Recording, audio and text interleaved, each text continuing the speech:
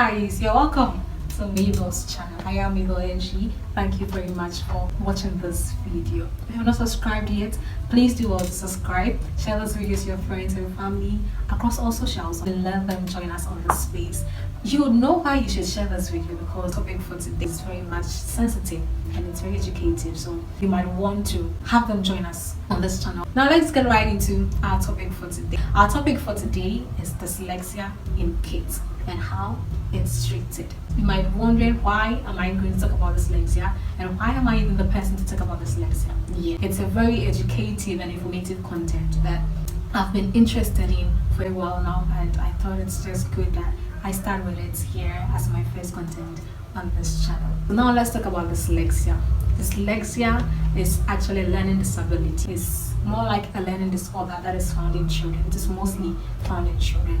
Sometimes, in most cases, it exceeds the age limit to probably adulthood or adolescent stage and all of that, but it is mostly associated with children in between the ages of 3 to 7, probably sometimes 3 to 12. And it is inability to read, inability to speak fluently, a child's inability to write well, spell and decode fluently. Mostly you see this in children probably at the crèche level, at nursery or kindergarten level. That is the time where a child is supposed to start reading, but then in this case the child is unable to because of this disorder.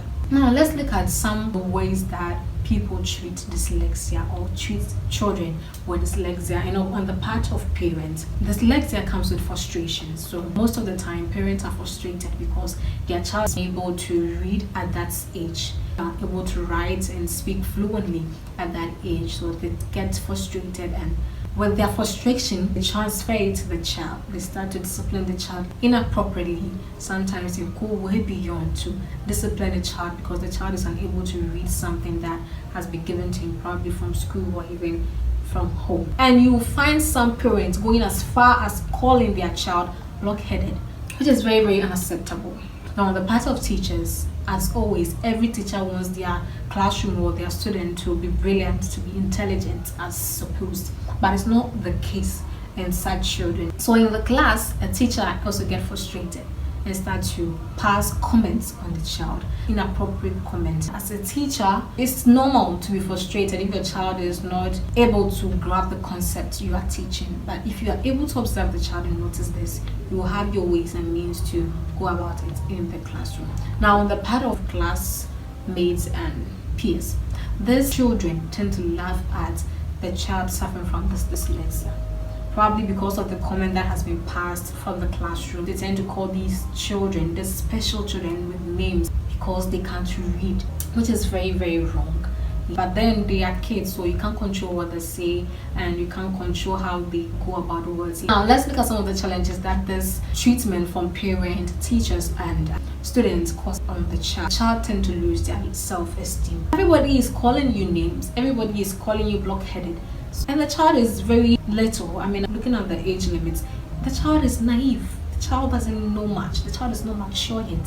So if you start calling the child names, they draw back from every activity that is going on. Stigmatization from peers, friends around. But there's one thing that these people do not know. These children are very unique.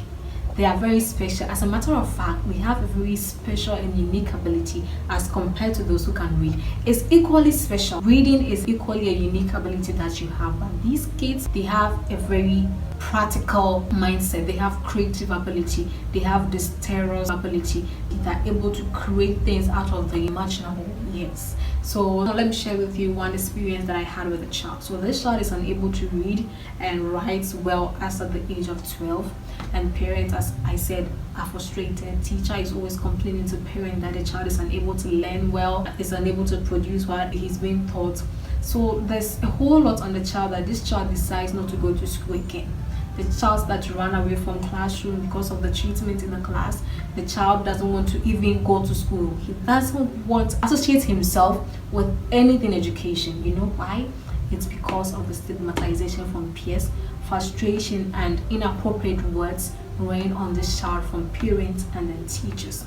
But then one thing about this child is that the child is very creative. The child is able to use raw materials to create things beautiful such an artistic child, but then because of his inability to read, he's being looked down upon. Alright, so these are some of the crafts of this child. So this child is a technician in the making, electrician in architecture. I'm saying so because it's only architects who can draw a plan for a house, where they decide how to construct the building, where the window should be, entrance and all of that. And a technician and probably electrician, because be able to bring back dead bulbs, put together cables, and get a dead light back on. You need that insight from a technician or electrician to be able to decide all of these, and even to decide where the lights should be in the house. You need to be educated to be able to do this. So this child, I think, will make a great electrician. Just to chip this in, even though I do not have the visuals for that, this child can fix damaged gadgets, household appliances, and I find that to be incredible. One child with all of these abilities. This is how this paper house and light you see started. So according to the child, as usual, the light was not functioning. So he took out the bulb, connected it to a cable, and then connected the cable and the bulb to a battery where he derived the power source from. So practically the power source is coming from the battery you see in there that is connected to the light. This is a child who has not attended any technical school, no tuition from any professional at all, and is able to do this. How he can determine which cable to combine to get the light on is amazing. All of these abilities in one person. So if I say that they are equally unique, regardless of their inability to read and write, I'm not exaggerating at all. The only unfortunate situation here is that in this part of the world, there are fewer or no opportunities at all for a child within this age range. Until you are of age, or probably in adolescent or in adulthood, you do not get the chance, or you do not have the facilities, or there's no opportunity for you to harness this ability. That is the only unfortunate situation here. So if I'm talking about dyslexia is practically children who are unable to read and write, but then they have unique abilities, practical mindset, creative abilities. Now this brings me to how to control children with dyslexia. As a parent or as a teacher, you are supposed to observe every student in your class. A mother or a father is supposed to observe your child.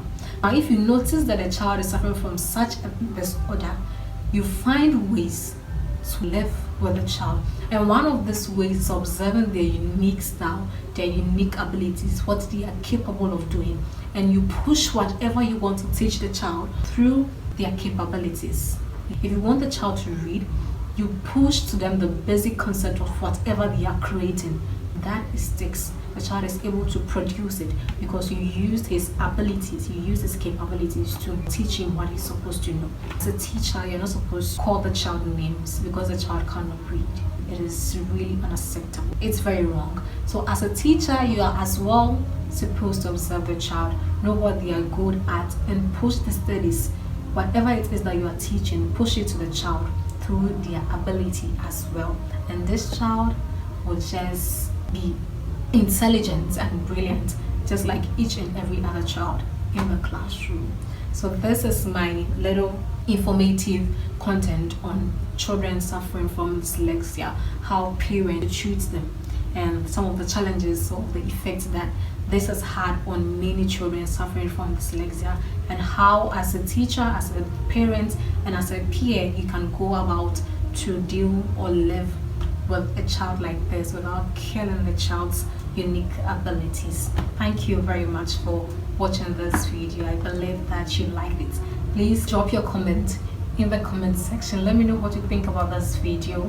I'll be in the comment section, read them all and engage you on it. Please subscribe if you have not subscribed. And I know this is a very educative content, so you might not want to consume it alone. Share it with your friends, share it with your family, share it with your, it might not be you, there is someone in your neighborhood who is probably living with a child like that.